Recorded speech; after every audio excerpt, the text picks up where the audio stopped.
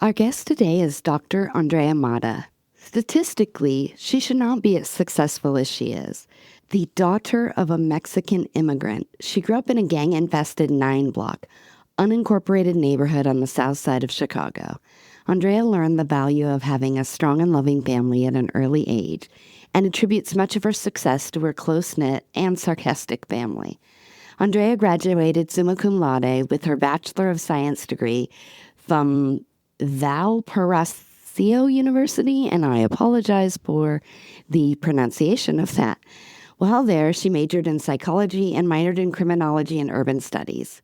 She completed her doctorate in clinical child psychology at Kent State University, and she had the fortunate experience of interning at Boys Town in Omaha, Nebraska, where the mission is to save children and heal families. Andrea was a college professor at the University of Findlay for 9 years until she realized she needed to live out her life's mission of fortifying families. She joined the Anxiety Treatment Center of Greater Toledo and founded Bright Spot Families. She's been married to her husband Jim for 11 years, and they're blessed with girl-boy twins and a younger daughter. When she's not spending time with her family or fortifying other families, she can be found reading, biking, running, and swimming. I invited her here today to talk about the audaciously imperfect women or woman and what that means for all of us. And I think it's an eye-opening conversation for us to look at how do we really approach life and how do we stay open to the possibilities. Please enjoy Andrea Mata. Wait, hold up, what? A podcast from the Women at Eliminate Girl Hate is sponsored by... Did you know that 80% of the world's purchases are influenced and made by women? Or that 90% of product development, manufacturing, and corporate leadership is led by men? I don't know about you, but that seems like some funky, disconnected math. This disconnect means large segments of the population are not getting their needs met because the products being made never even asked us what problems we needed to solve. Instead, companies use a pink it and shrink it philosophy. Not familiar? I bet you are. You know it. Take a man's product, make it smaller, paint it pink, sell it for 25% more. Then, when the products fail to make a dent in the market or to sell rapidly, they say things like, the market wasn't ready. Or, we were so sure it was going to work, I wonder what happened. And then they move on. I'm here to tell you, the market is most definitely ready. But the market is savvy. And putting some paint and saying it was designed for us is a slap in the face. We have real needs, and we're not settling for anything less than real solutions. If this sounds familiar to you and your business, then it's time to connect with Eliminate Girl Hate. We help businesses understand the lucrative consumer segment of women and how to meet their needs in authentic ways. From problem solving, product creation, marketing, and even human resource practices, we help create safe and equitable spaces for the female segment. And these safe spaces increase profit margins, employee retention, and brand loyalty along the way. It's time to start a revolution and meet your consumers where they are. It's time to eliminate girl hate. Check us out, eliminategirlhate.com, and find out how we can help your business today. Have you ever dreamed of writing a book? I know I have. Or maybe, also like me, you've started a manuscript. Maybe you've started 10 and you've just never finished it, or never let anybody else read it, or never thought you could publish it. Wherever you are in the process, Jim Woods would like to help. Jim's a writer just like you, but he's also a coach who loves helping writers bring their books into the world and make them a reality. If you are like me, sometimes you need that push, a supportive but demanding cohort along the way to put your stories out into the world and keep you on track. Jim Woods is that cohort. Visit jimwoodswrites.com and click the Let's Chat button. Mention our podcast for a free clarity call and get your story out into the world because we need it. We are sponsored by Epiphany Recording Studio. Creativity needs to flow freely if you want to reach that aha moment that we're all looking for. At Epiphany Recording Studio, their goal is to create space that takes full advantage of those moments. From podcast and video production to music creation, you get the support you need to create compelling stories with a competitive sound. Your ideas can flow freely because they partner with you free of judgment, ready to be vulnerable, do the work, and make your projects look and sound their best. So let Epiphany Recording Studio help you reach your artistic vision by visiting them today at epiphanyrecordingstudio.com. Tell them Dawn sent you. And now, wait, hold up, what? Today, my guest is Andrea Mata. Please let me know, is it Andrea? You got it Andrea? perfect. Okay. Andrea, you got it perfectly right. Yes, I love it. So, Andrea, tell us a little bit about yourself, what you do. I kind of did a little bit in the intro, but I always like to hear how people describe what they do. Yeah, so I am a clinical child psychologist and parenting coach. And so I specialize in treating antisocial and aggressive youth. Let's see what else. And I recently wrote a book, the #2 parenting book, Practical Tips for the Pooped Out Parent. And I have twin 7-year-olds and a 5-year-old who was definitely not planned. She was an oops baby for sure. And I have a husband that I have been happily married to. It'll be 13 years in the next few weeks here.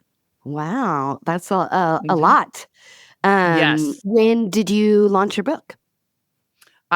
December of 2023. So going on 5 months now. Yep. Nice, nice. Congratulations. That's no small feat. Thank you. Yes, it was a lot in the making. I think the number one question I get is like, how long did it take? And I'm always like, I think it took like 2.5 years from the time that I'm like, I'm going to write a book to actually getting it published. 2.5 years. And did you always want to write a book, or was it kind of something that as your work progressed, you were like, huh, maybe? Well, so interesting story. So when I was in grad school and I was doing my master's thesis. So for your master's thesis, you have to write this document. And I had done all the research, I written the document, and I prepared my presentation because you have to defend your dissertation or your thesis. And I remember like going into the room and doing the presentation in front of my 4 committee members. And then afterwards, they had me step out and then they discuss, what their thoughts were. And it was taking a ridiculously long time. And, like, when I say, like, ridiculously long time, I remember, like, our leading neuropsychologist, like, passed me in the hall, and he's like, "Hey, Dre." He's like, "What are you doing?" And I told him. He's like, "Okay." He's like, "Oh, no big deal." And he goes into his office, and then probably, like, 30 minutes later, he walks out of his office again, and he's like, "Dre, what are you doing?" I'm like, "I don't know." Like, they've just been talking for 30 minutes. And it turned out that 2 of the 4 people on my thesis committee decided to wait until the morning of my defense, even though they're supposed to read it far in advance. They waited till the morning of my defense to read it and then decided that the writing wasn't up to par. And so they were passing me on like the research part and the presentation part, but not the written part. And so I had to go I worked with like a writing tutor in grad school. And so like I was always like, oh, so I was always a little skittish about my writing. And then when I was Yeah. a professor, a publisher reached out to me and they're like, hey, we want to have a conversation about you writing a book. And I'm like, oh, okay. And so I was like, oh, I have this great idea for this return to play book. And they're like, we don't want that one. And I'm like, oh, okay. Well, then you contacted me. So you tell me like what kind of book you want. And they're like, we want a sports psychology textbook for youth. And I just kind of looked at them and I was like, college students don't read textbooks. So like, no, I'm not going to write like this book. So then I started to decide like, do I want to write a book? No. So I started a podcast. And then a few years later, I decided to, you know what? I am going to write that book. And so I Oh, wrote it and I'm happy with it. So yeah. good. It's always nice to put something out in the world and then be like, okay, you know what? Whatever happens, I'm happy with what I put out in the world. So it's no Yes. small And so feat. You there's put your love into it, right? Oh, absolutely. And like the imposter syndrome comes in, like all the words, from that master's thesis, experience comes back in. You're not a good writer. Like everyone's going to find out that you're a fraud and all of the imposter syndrome thoughts and stuff. And then like when people are like, we love your book. And I was like, okay, validation.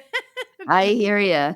It's so Mhm, funny because, every therapist in the world, well, at least every therapist I have dealt with, talks about how, like, you shouldn't be looking for validation, and it's like, I know that, and that's not, like, my main goal in life, but, oh, gosh darn it, it feels good when you get that validation, and I don't know, it's probably a childhood thing, right? Where you're like, "I always wanted to be seen," and then somebody validates you, and you're like, "Yes." And I think a lot of that comes from our narratives. So, something mhm, like that happens where someone says, "Oh, the writing isn't up to par," and we immediately take that as, "We're crap." Well, mhm, we should never put pen to paper again. We're just a horrible writer. And sometimes we hold those narratives for so long instead of mhm, saying, well, that was the first time I actually tried to do something like that. And it might take some practice and it might take some learning and some skill set, right? You don't pick up a saxophone and play it right away. The right. same could be said for a pen and paper. And so Mhm. changing those narratives becomes really important for us. And something that Um, you said, Dawn, it was interesting, like the validation piece, and the thought that popped into my head was it's almost like, so we're tribal, like, if we take it from, like, an evolutionary standpoint, we're tribal people. We're yeah, social creatures, like, we want to be yeah, connected, and so, like, when we receive validation from other people, it's like, "Oh, you're part of our tribe. You are yes. safe. You are connected. You are loved." Whereas, like, we don't get that validation, it's like, nope, sorry, you can go find another tribe," and then from an evolutionary standpoint, like finding another tribe is death. And Yeah. so, I mean, I don't see a problem with validation. I think validation is great. Everyone wants Yeah, and I validation. think I think it comes into play in modern society because anthropologically speaking, our tribes were so much smaller. And so Mhm, when we were seeking that validation or getting that validation, it was from 100 people, right? It was our close-knit tribe and community. mhm, And so that was healthy to make sure that we are doing the things to sustain ourselves and to sustain our tribes. But mhm, now we're seeking this validation on this massive scale with social media and where then it's too much information.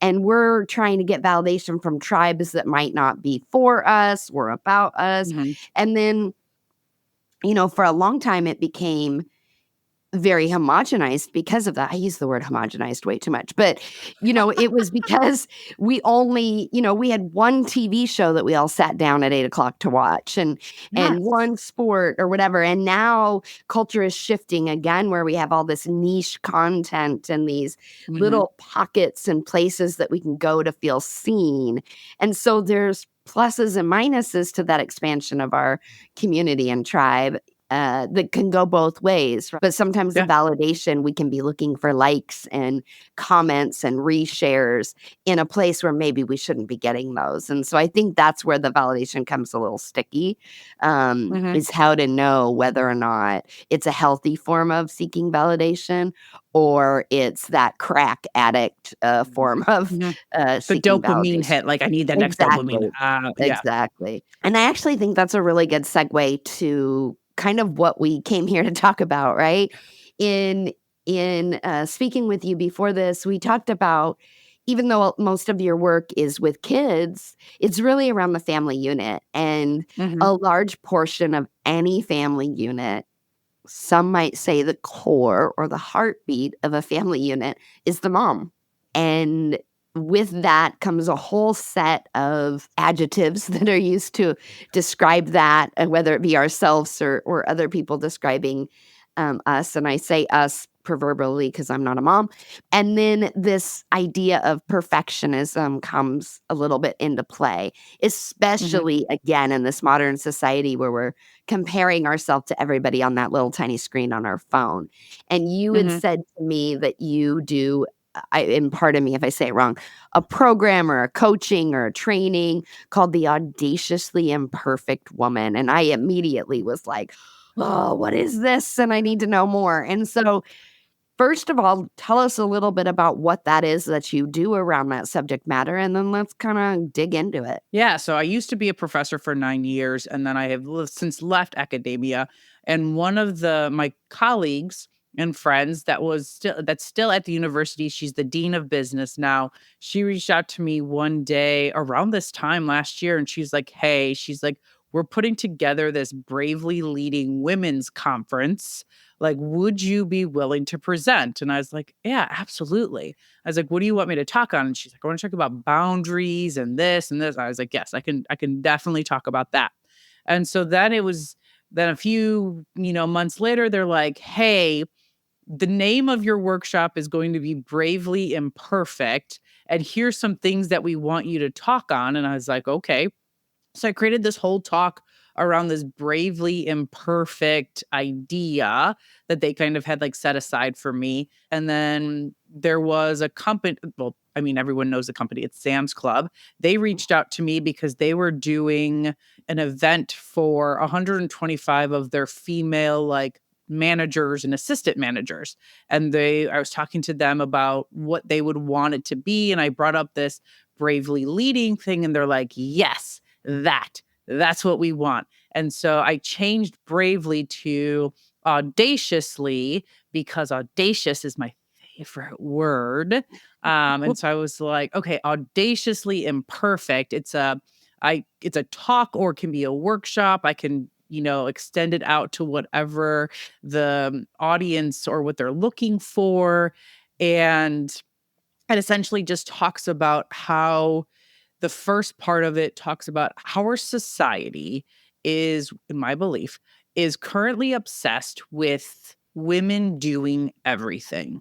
Like women have been told, we tell little girls that they can do everything, but then we also add on there, and maybe we don't mean to, but we kind of do, where it's like, you can do everything and you should do everything perfectly.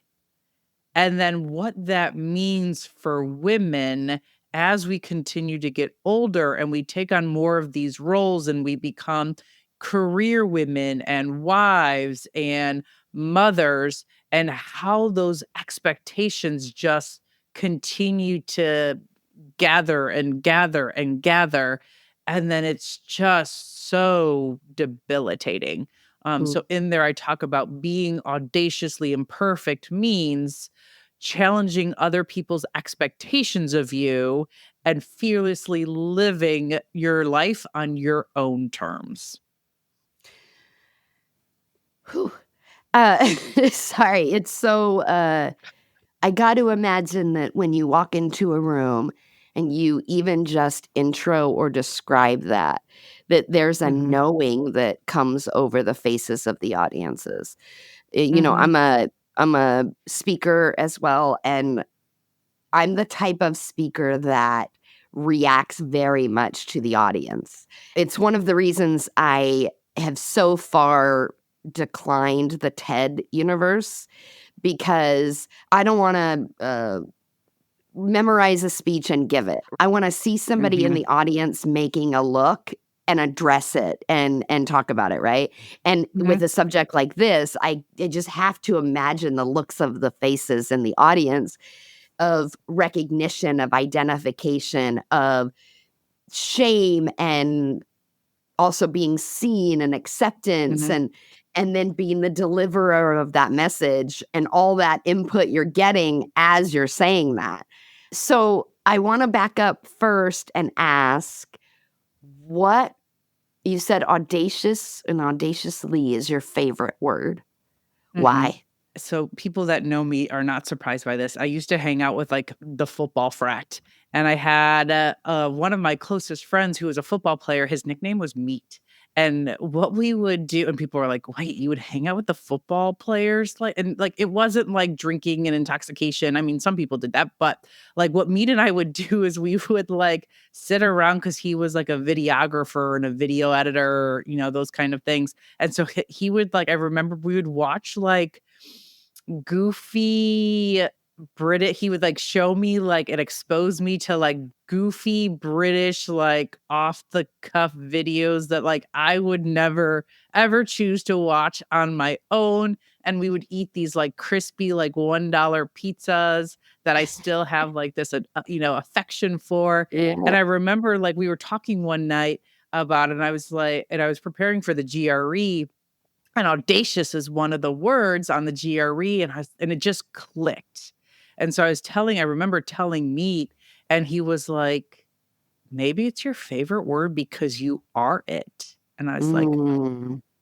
and so, like, when I've done, like, another podcast and I think this came up before and they're like, "Yeah, you are audacious, like, you're daring, you're, like, going like, okay, like, you literally resigned from a job," or I resigned from a job I could never be fired from because I didn't agree with what the university was doing, and I wanted to live out my life's mission. Like, not very many people would turn down a tenured and promoted position where they could have stayed in it for the rest of their lives doing the bare minimum and getting paid a decent salary just because they didn't agree with the administration. Uh, Do you feel that, or have you ever questioned that decision? Of resigning from my position Yeah, as a the professor? audaciousness of it. Like, obviously, now you're in this place where, "Oh, this is where I'm supposed to be," right? But Mhm. throughout that journey to get there, were you ever like, "Oh, I don't know, maybe" I mean, my principles, I still believe in, and I stand behind that, but maybe that wasn't the right choice? So, I mean, I didn't come to it lightly. So I remember it was January, February of 2018. And I would wake up in the middle of the night and I was already tenured and promoted. I had, 14-month-old twins Mm, and things were, starting to settle down. And I would remember waking up in the middle of the night and just not being able to sleep. And so I started like journaling and trying to figure out what it was like that was bothering me.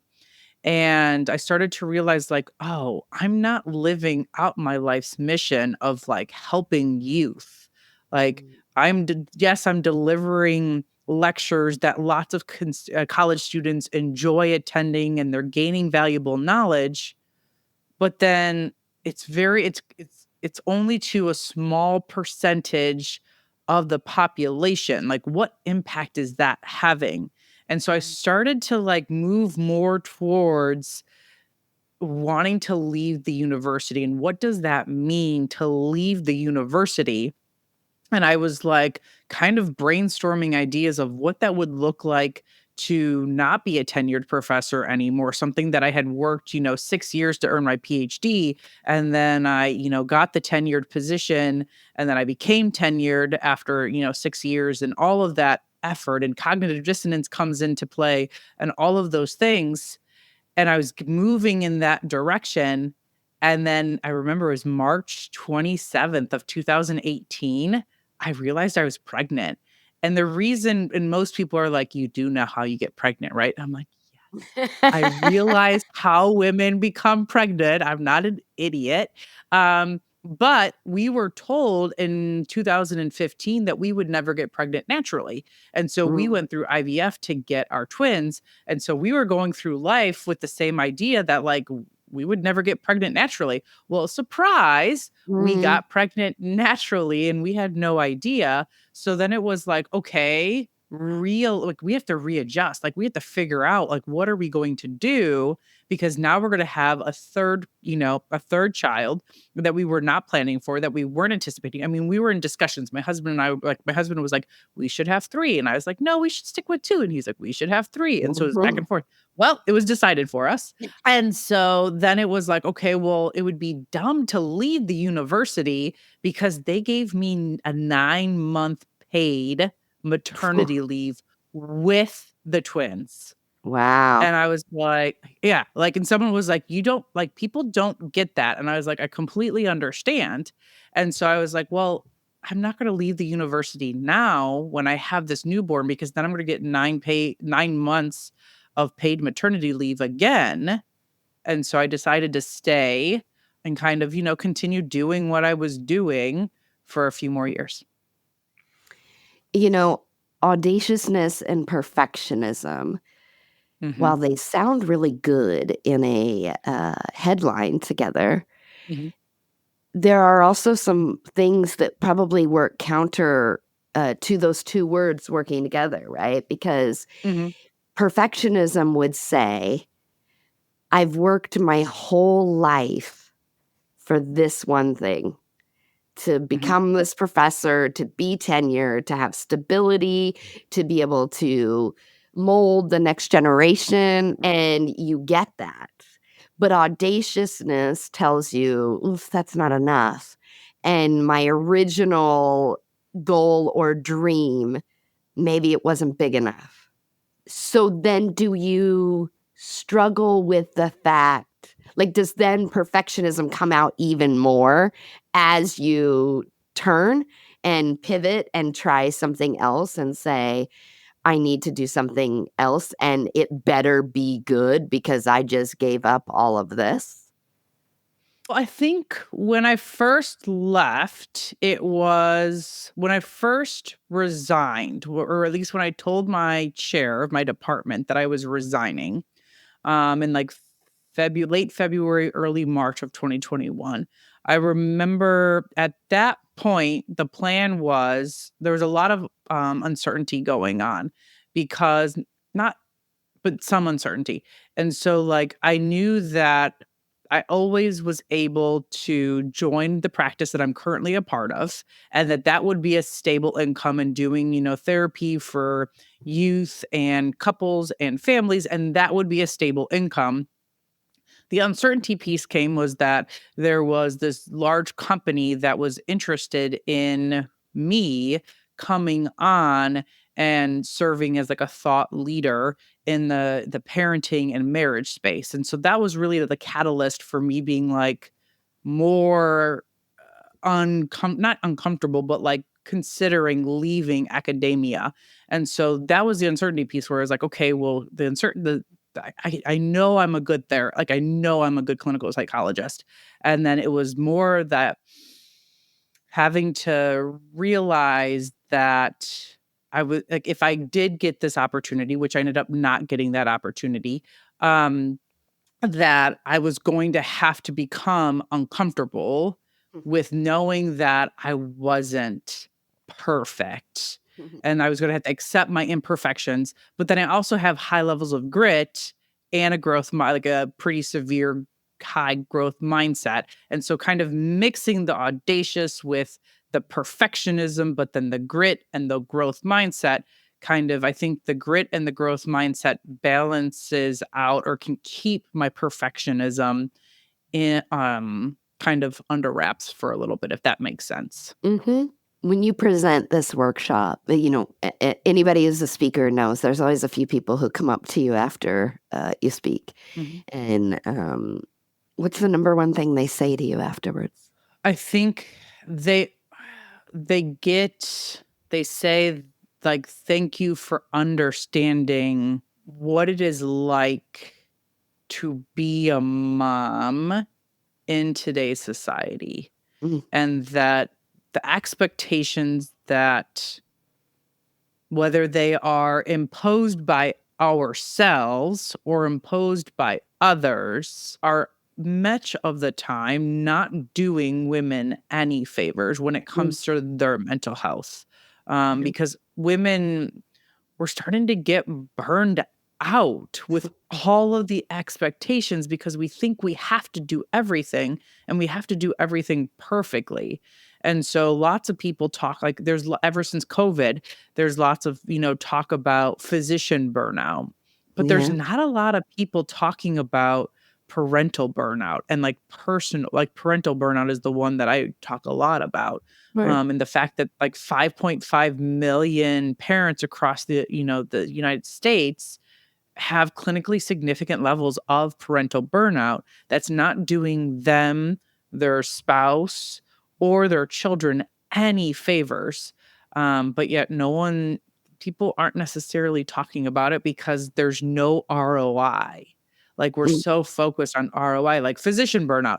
That's a huge thing because if physicians are burned out and then it's costing people their lives, that's a huge yeah, ROI. yeah, Whereas if we're talking about parental burnout, well, then what's the ROI? yeah. It's much less likely to be able to be quantified.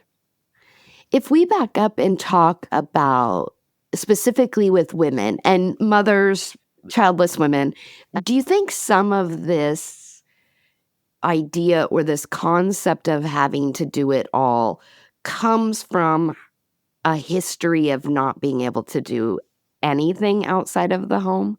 And so it's like this, now that we have the ability to do all of these things, and I'm going to put it in quotes, so if you're listening and you can't see that, this perception that now that you can have it all, you should, and you should go after that. And there's this responsibility now that we have more freedoms, that we shouldn't let those freedoms go to waste. Do you think that's part of what maybe is putting this into play?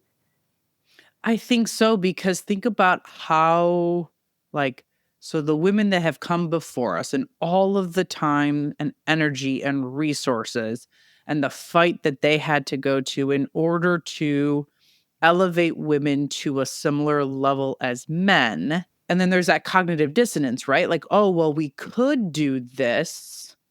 And if I don't do this, then like, am I kind of like pooping on the women who have come before Yeah, us? And so and there's so many like girl empowerment programs. And so like when we've come to age, we've told our little girls, like, you can do anything that you want to do. And then, but then sometimes I struggle, because then it's like when we're telling our girls that they can do anything that they want to do, and then if they choose to go on and get their, bachelor's degree or even higher, because I can tell a story about that, but then they choose and they go into the workforce and they choose, like, you know what? I want to be a stay-at-home mom. Like, how do then other women look at them? yeah, culture And the shames things them that for it. yeah, and so Yeah, it's like we've been told that we have choices, but sometimes it's like only if you choose these things, and it's yeah, almost like a false choice in order to get this validation and support from other women, and it's like, can we stop that? And can we yeah, really start supporting girls in whatever choices they wanna make, yeah, whatever works for them, and that's where that second part of what it means to be fearfully, audaciously imperfect, like, choosing to live life on your own terms by yeah, making the choices that work for you and your family and your children and all of those things. Like, my sister-in-law has a PhD in genetics. mm, And she got her PhD from the University of Michigan, which is a super high level research institution. And she, worked in a lab for many years. And then she had, my niece, and I was the nanny like my freshman year of college. And then a few years later, she had my nephew. And then she continued to work a little bit longer. And then she was like, you know what? I'm just going to stay at home with my kids and I'm going to homeschool them.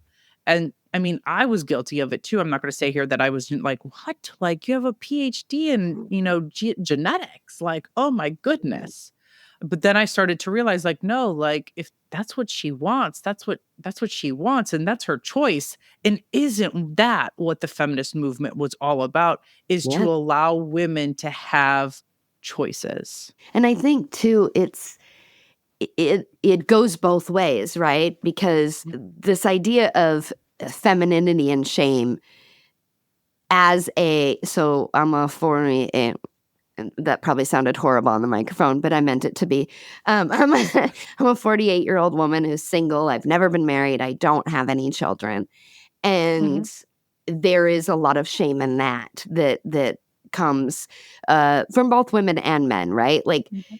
a friend of mine were exchanging Instagram DMs the other day, and it was like something about, what do you say to the relatives who ask you when you're having a child? And it was a hilarious meme. And she was like, I'm so glad no one ever asked me that, because they know better. And I was like, I still get asked that. And I am 48. And I feel like those people do not know how the human body works, because it is so unlikely, right? But then when I say that, someone will be like, "It's not impossible." And it's like and it's just such an interesting Mhm. dialogue. And then we're also in a time frame, this episode will come out, I believe, in July, but we're recording at the end of May. So Mhm. the Chiefs kicker who just did his Mhm. commencement speech that came out, and while I am super on board with the ire that has come from that in a lot of ways, it's also this not wanting to put women who choose that as a life and who Mhm. say, yes, actually, I want to back up. Yeah. The thing that he said was that the best thing in your life will probably be raising a child and being a wife. And he did Mhm. not mean it necessarily positively, right? Although he probably thought that he did. But let's say you are a career woman and you are Mhm. scaling, you're at the top of the ceiling and you're doing all those great things and you have a kid. Well, you might be Mhm. extremely proud of that career and that may be something that you hold very dear. I would assume that your child is still a big part of that, right? And there's nothing Yeah. necessarily wrong with that. And so I think it is when people talk for us with an Mhm. expectation that everybody wants the exact same things. That's when we Yes. get really sticky and that feminism means one thing or that equity and equality and diversity means certain things, right? A lot of the problem with the Mhm. DEI movement is that people forget that there's more than one letter in it, right? And Mhm. so companies check a box for diversity and think, okay, and I just washed my hands for people not watching. I always forget that I can see you and you can see me, but they can't. Yeah. They wash their hands of the responsibility that comes with it, but without adding those other letters into the equation, you're not actually serving the needs of the people that you have. And so equity can be as simple as not requiring after hours happy hours because there are Mhm. parents that work there, women and men who might need to Yeah. be home to make dinner for their children or daycare and things of that nature, Mhm. or, celebrating drinking in the office when you have people of faiths and religion who don't believe in that or partake in that. And so equity becomes this much larger conversation. And I think in Mhm. the same way, feminism becomes this larger conversation of what you said. Feminism is Mhm. about having the opportunity to do whatever the hell you want to do with your life and do it Right. unapologetically Mhm. and with guardrails, and the only guardrail is that you are not hurting other people, right? Right. Uh, Yes. that you're contributing to the world and you're working to make the Mhm. world a better place for everybody. Mhm. And so when we look at this idea of perfectionism and part of it stemming from, potentially the rights that we've been given in this new world that we're navigating, I think there is another part that is probably social media, and you've Mhm. got influencers showing us what it looks like to make a beautiful breakfast and packed lunch for our Mhm. kid every day and, dressing to the nines Mhm. and the way in which a romantic couple should be. And so as a, Yeah. psychologist and actually, let me ask you a question. Yeah. A clinical psychologist, how is that different from a therapist or a psychiatrist? Yeah. Where's the nuance So there? let's start with the psychologist versus the psychiatrist because that's the easiest one. So, a psychiatrist is someone who has gone on and earned a medical degree, whether that be an MD or a DO. And this is not, and we're talking about it in broad strokes. Please, The, yes. the vast majority of psychiatrists act under what's called the medical model. So they believe that people are experiencing dysfunctional thoughts, feelings, and behaviors because there's something off biologically. There's something off about their brain structures or Yeah. their neurotransmitters or something along those lines. And so that's the main cause for dysfunctional thoughts, feelings, and behaviors. And so the main treatment is medication. A Yeah. psychologist is someone who is trained, has earned a PhD, and they predominate, I mean, there's lots of different ways, but they are going to act from the biopsychosocial model, meaning that they understand that people's dysfunctional thoughts, emotions, and behaviors, there's components of biology and genetics, then there's psychology to it, like people's personalities, and then there's also a social component to it. And then that they have to understand that context, and that the main mode of treatment, because you have to understand all of these intricacies and contexts, then the main mode is going to be through therapy. So that's the difference between a psychiatrist and a psychologist. Psychologists are predominantly going to do therapy, whereas a psychiatrist is predominantly going to prescribe medications.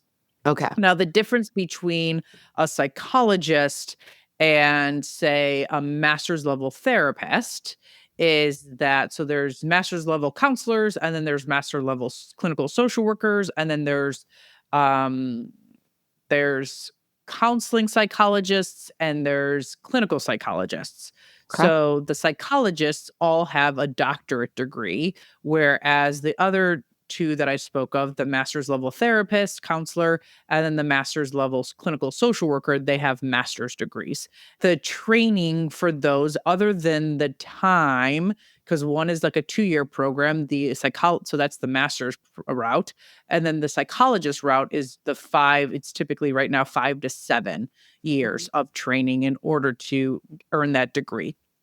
The other big thing, is their view of things. So clinical psychologists tend to be practicing from what's known as the science practitioner model, meaning like we are going to take research and we are going to allow our treatment, what we choose treatment wise is going to be guided predominantly from a research standpoint, where Sure. there's not that focus. And so that's why we have to do master's level we have to do master's theses, and we have to do dissertations, where you can have a master's degree and become a therapist, but never do research, never do a thesis or a Sure. higher level kind of research that way. So, as a psychologist, as you work with people or you talk to people and they struggle with perfectionism, or even just maybe they're burnt out. Maybe it's Hmm. they wouldn't label themselves as perfectionist, but there's a burnout from doing too much. Hmm. What do you, or how do you identify and then create a plan that they can, I'm trying to think of the way to say this. Like, Hmm. so I go to therapy. Everybody that listens to knows this. And recently my therapist said to me, you know, you are a perfectionist. And I laughed in her face, like hardcore guttural laugh. I was like, Yeah. "You are hilarious, lady." And she's like, "Why are you laughing?" And I said, "Well, you know, a perfectionist has to be good at something. And I'm not Mm-hmm. good at anything." Like, I shouldn't say that. That seems mean to myself. Like, I'm good enough, right? I'm one of Hmm. those, what do they say? I know a little bit about a lot, but a master of Hmm. none is kind of my personality.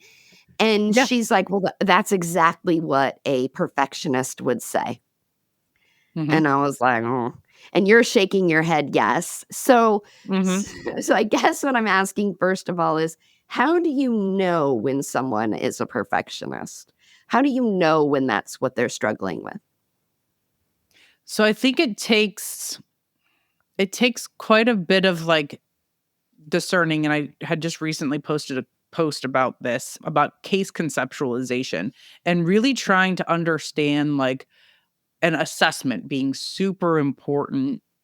And so assessing what all the symptoms are that someone is struggling with, throwing that on a piece of paper, and then trying to figure out kind of what does the model look like? What symptom is causing what? what other things, and like trying to plot that all out to figure out what is causing what and what should we start treating. And I think perfectionism is hard because it can be seen as other things. Sure. Like you could, like, it's a symptom of some other disorder. So it's a symptom of obsessive compulsive personality disorder. But then it could ADHD? also be it could be, yes, it can be that Okay. because, like, the person, if they've like, I've had like, I see it more in OCD Sure. than at least for my clients, I see it more in OCD than I see, because then, like, the inattention piece and the procrastination, all like, so you have to really tease all those things apart, Yeah.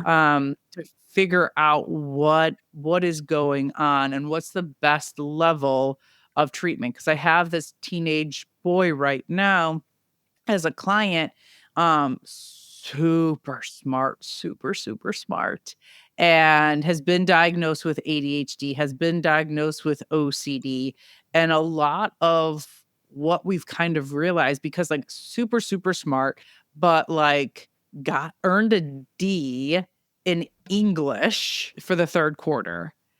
And it wasn't, it was all because he didn't turn in, like, he doesn't turn in his papers. Yeah. And like one of when I was doing my podcast, my co-host almost didn't graduate from high school because she wouldn't turn in her papers. And it wasn't a distractibility piece, it was the perfectionism piece. Like Yeah. she never thought that she would write the papers, but she would think that they weren't good enough, so then she wouldn't turn them in. Yeah. And with my client, used this phrase that was eye-opening, because I would ask him a question and he would pause.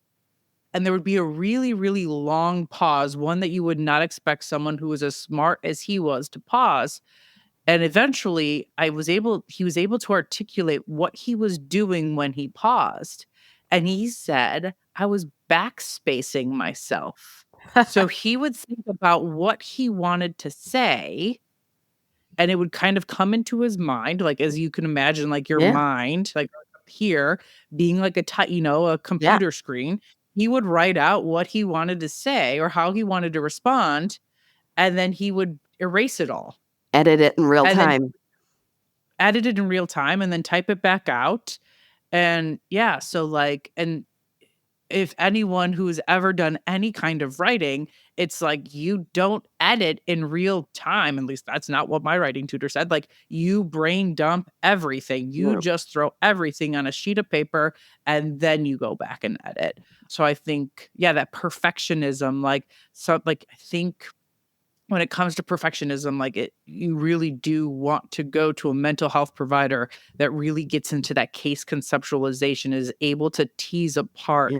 all of those symptoms and see how do they work off of each other and how are they interdependent and connected and all those things. And one of the interesting things about our culture is we often label things when it's not, I don't want to say when it's not real, but that's the only way I know how Mhm, to say it.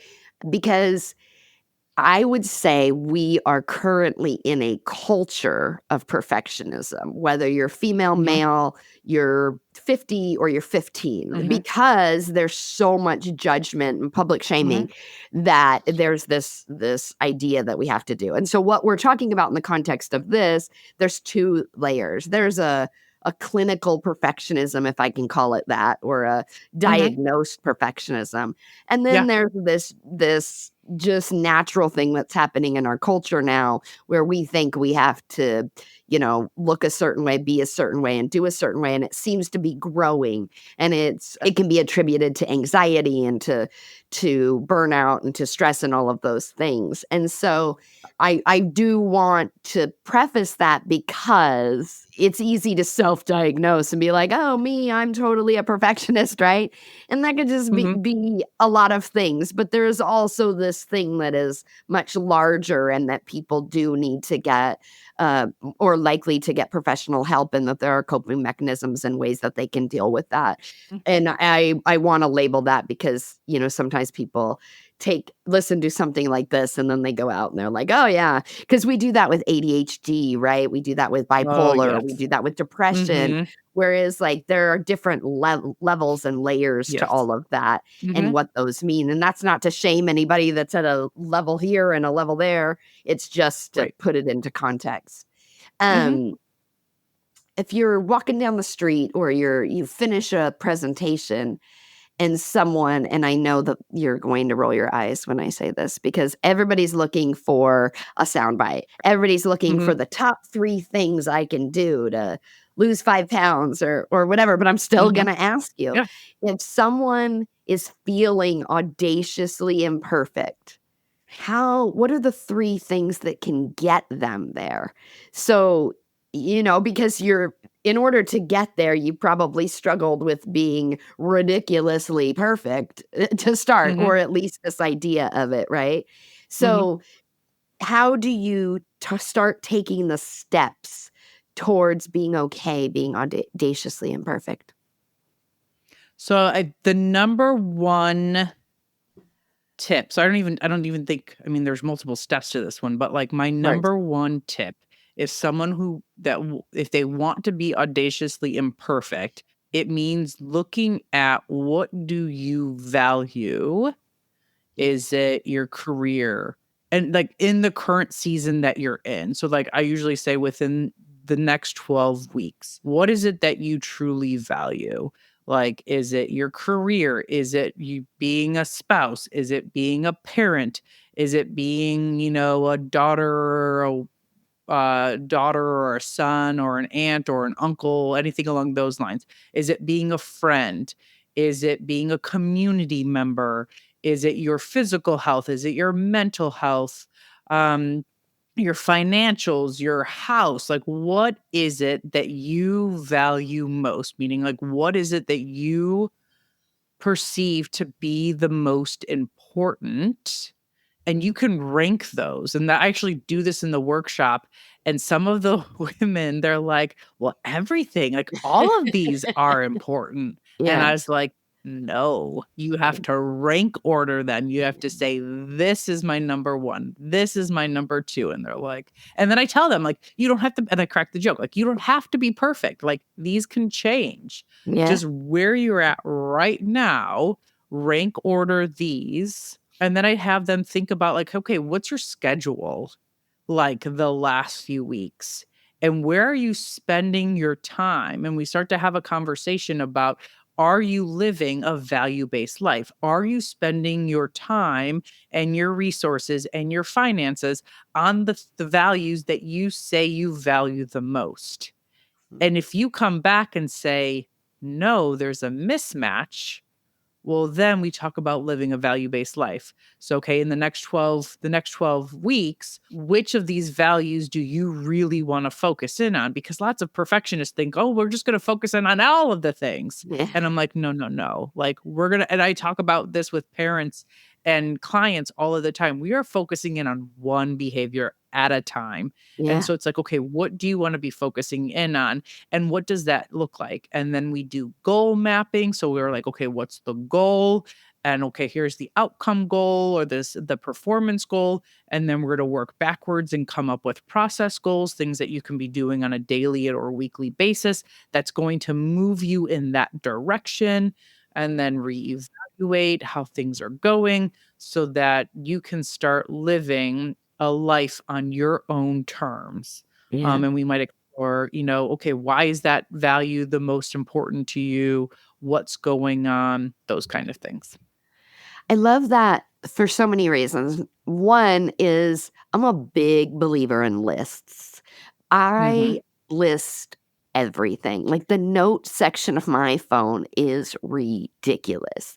I track everything. I'm a very weird tracker. I track every show that I watch and I rate them with popcorn buckets and I do it by month and by platform Mhm. and that I rank my music, like all of that.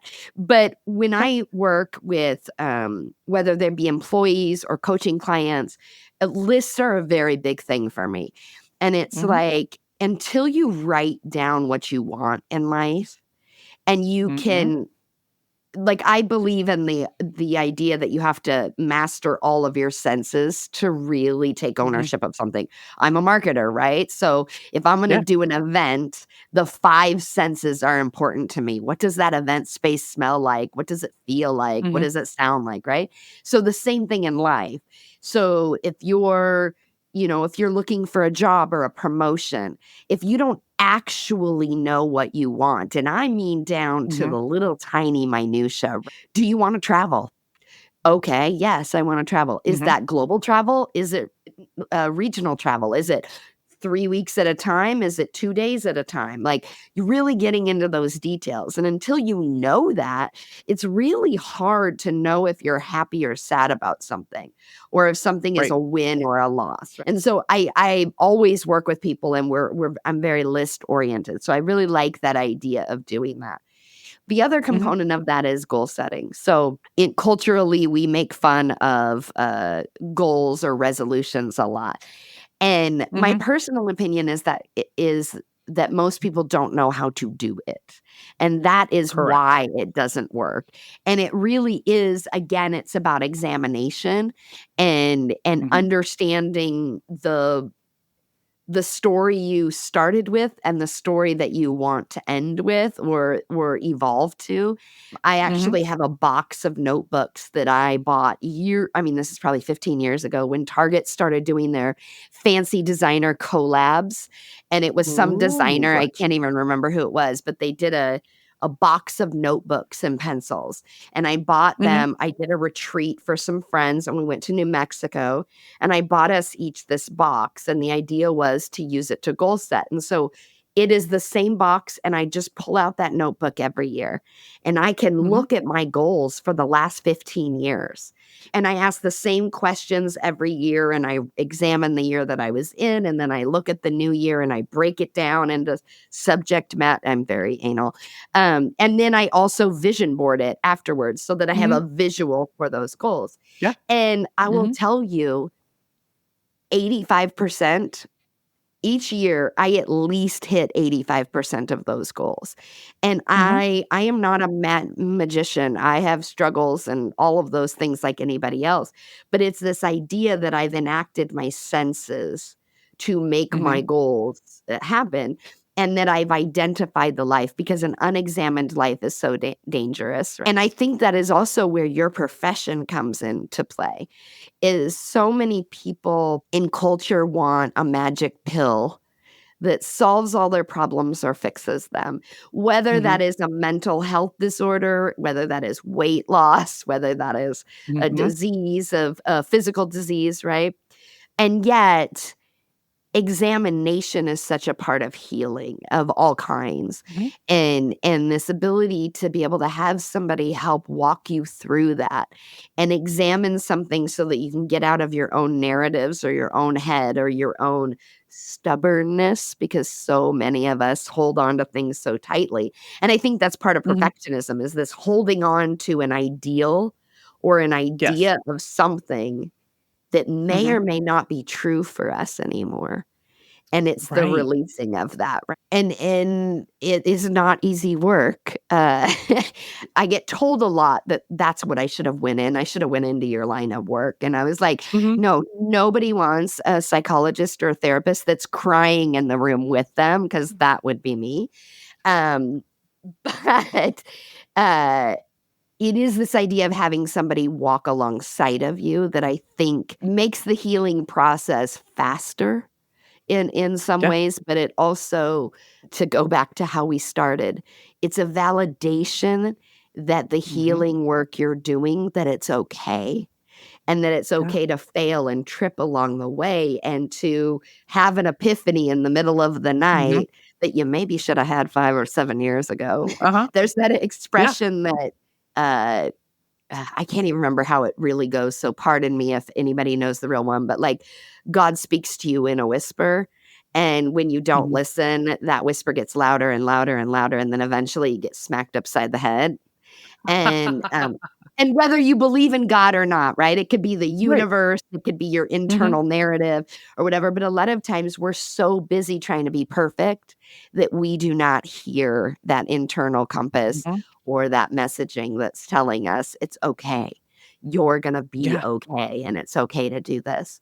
So, I like all of those things that you're saying about it because it's simplistic, and so people might roll their eyes Mhm. at it. But Mhm. oftentimes the best solutions are the simplest, the Yes. quickest They don't need to way. become convoluted. Exactly, because then again, it's about us trying to be a perfectionist and trying to make things more than they need to be, when Mhm. sometimes it's just about taking a deep breath and saying, "Okay, I'm alright, and today I'm gonna eat some ice cream, and tomorrow I'll get back to it," and, Right. it's one of the things on my healing journey, if you will, not to sound very new age, but is, COVID helped that healing journey because it was the first time Mhm. I sat. It was really the first time that I sat, and Mhm. in that process, I've relearned how to engage with work. Mhm. And there are some days where it is 12 and 18 hours and it's fun. And I am Yeah. burning through it and Mhm. that fuel is going and I go to bed and I feel like I ran a marathon, but I felt like I really did something good that day. And there are some Mhm. days where it's an hour and then I'm like, "Oof, I gotta take a walk. I Mhm. gotta take a nap. I gotta Mhm. read something or I gotta binge watch The Real Housewives." Like there's something where it's about nourishing and feeding your soul in the moments that it needs to happen and giving yourself grace and permission to do that. And we just don't live in a Mhm. culture that allows that very often. And so, Right. do you have, I don't want to use the word advice, but do you have a recommendation for women as they navigate these challenges in a culture that might not say to them, it's okay to take a break? Do you have a recommendation for how they might be able to do that in a healthy way? Yeah, so I think finding other women and forming your own little group that of women who are going to have similar views as you do in regards to like the hustle and the bustle. Um and being like, hey, like we can keep each other accountable and we can support each other, and like finding those women and really having, conversations about like, okay, what is it that you value? What is it that um what do you find important? What are you wanting to build into? What do you want to focus in on right here and now? And having those women be a part of your life. Yeah. I think that I think we're gonna I mean, maybe this is just my hope. We're going to start to see more of that where we don't have. It's funny, I took a yoga class last week, and the instructor, Kimmy, I heard her say, she goes, "Women don't dress for men. Mhm. Women dress for other women." Because, Yep. like, men don't give two shits ab how what a woman is wearing. It's the other women that are going to have their opinions and Yeah. those kind of things. And I think as soon as we can start to build groups of women who are like, "Oh, that's your choice? Well, then that's your choice. And Yeah. how can I walk alongside you for your choice and support you and be your friend and be that validation that you need?" I think when we can start doing that, we're going to start to see changes in Yeah. the amount of anxiety that women are experiencing, the amount of depression that women are experiencing, the amount of burnout. When we can stop judging each other and start connecting and supporting each other. Yeah, I read, and this is so many years ago, and I've always tried to find it, and I'm the worst Googler ever. But I read an article, I think it was in the New York Times, where it was talking about accountability partnerships, Mhm. and that the simple act of let's say you're on a diet program, but you're trying to lose weight is what I would like to say Yeah, yeah. better than diet program. Yeah. And so is your friend, and maybe it's a mother Mhm. down the block or something like that. That rather than doing X, Y, and Z, that all you have to do is every single day text a check mark to the other person. If Mhm. let's say if you decided it's about working out. So if you worked Yeah. out today, you just send a check mark to the other person, and the other person does not comment back. They just thumbs up the check mark. Mhm. And then they Yeah. do the same thing back because it's not about judgment and it's not about commenting. It's just about seeing and recognizing that you did something that you wanted to do. And then Mhm. I wish I could find this article because there was all this research on how that keeps people on their plan is just purely Mhm. having an accountability partner that does nothing but see you Mhm. without comment, without a reflection or anything.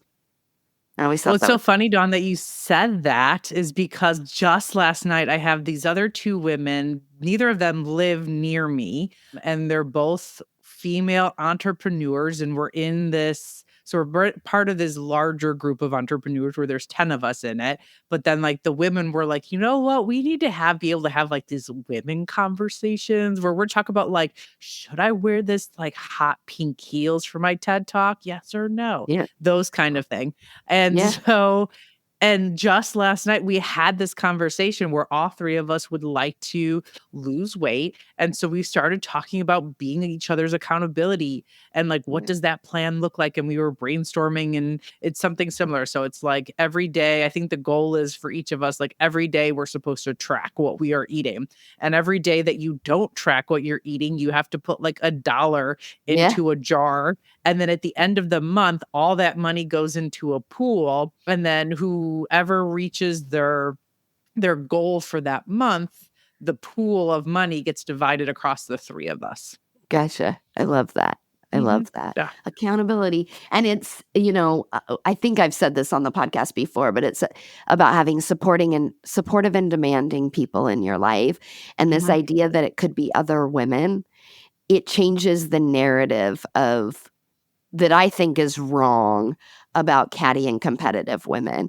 Mhm. Yeah. Yes, there is that history of that because we had to be because there was only one spot, but we don't live in that world anymore. And so we live in Nope. a world where we can support each other, lift each other up, and all win.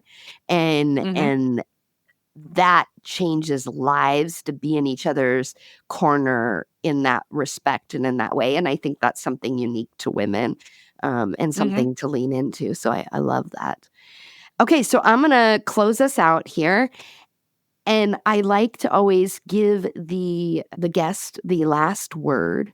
So if there Mhm. was anything you would want women to leave with today, and not just women, men listen too. So, Mhm. yay. Yeah. What would you want people to leave with from our conversation? I think the biggest thing is, like, I would love if more people were evaluating how they're doing life. Mm, And asking the question, like, does it have to be this way? Because I think so many times we do things because we think that's the expectations that other people are putting on us, and we think this is what we're supposed to be doing, but sometimes we don't have to do that. I remember I was working with a couple, and the woman was like, "This sounds crazy." And I was like, think I know a thing or 2 about quote unquote crazy, and I would let you know if this is crazy. And she was like, and I was like, yeah, like, because I talk about like the chaos dial with a lot of my clients. And it's like, are the decisions that you're making, is it raising your chaos dial or is it declining mm, your chaos dial? And so I think really evaluating, does it have to be this way? And if the answer is yes, then continue doing what you're doing. But maybe the answer is no. And then let's try something different. yeah, And that chaos style piece is I like, is this love that. decision going to increase my chaos or is it going to decrease my chaos? I And are love you okay with that? Like, if you wanna increase, like, I remember I had this couple come in and they were like, "We totally increased our chaos dial." And I was like, "What did you guys do?" And they're like, "We decided to breed our dog." And I'm like, "Yes, you have definitely upped that chaos dial." But they knowingly went into that Yeah, decision, knowing that it was gonna be a season and then they were gonna, come out of it. So and understanding how much chaos you thrive in, because some people thrive in correct. chaos. Thank you so much, and tell everybody where they can find you. They can find me at brightspotfamilies.com, Awesome. and that you can contact me that way, or I'm on LinkedIn and all of the social medias. Awesome. Fantastic. Thank you for joining us. I really appreciate the conversation. Thanks for having me. Loved it. Wow, what a conversation. I'm kind of reeling from everything that we talked about with regards to the audaciously imperfect woman and the idea of perfectionism and doing it all and burnout. It's such a subject matter that I relate to.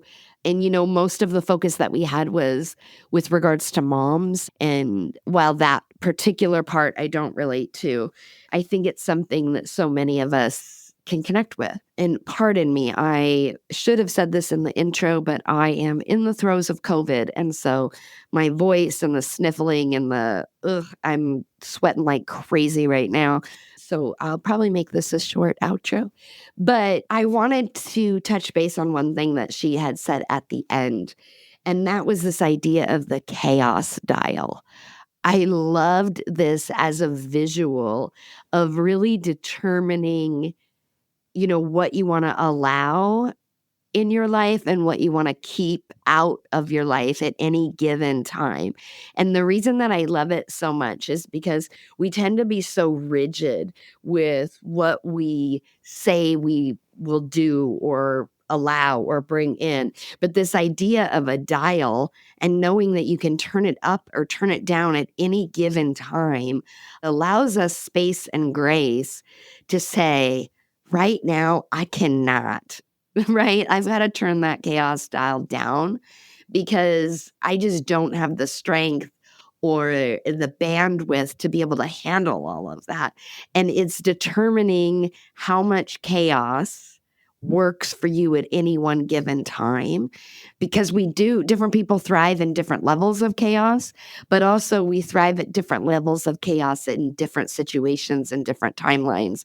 And so my head is just reeling around a visual of this chaos style and how I can kind of implement that concept into my life. And so I hope that's useful for others as well. So, thank you so much to Dr. Andrea Mata for the wonderful conversation. And thank you all for listening. I will probably be much more in tune with my thoughts when we get closer to the air date and be able to put some of those into our social post and help that. But right now, this COVID brain is not working. So, I am just going to wish you all a wonderful week and all of the best. And we hope that you continue listening and continue healing and having conversations of your own. As always, please feel free to message us, email us, DM us on your favorite social platform. And let's continue the conversation. Thank you all.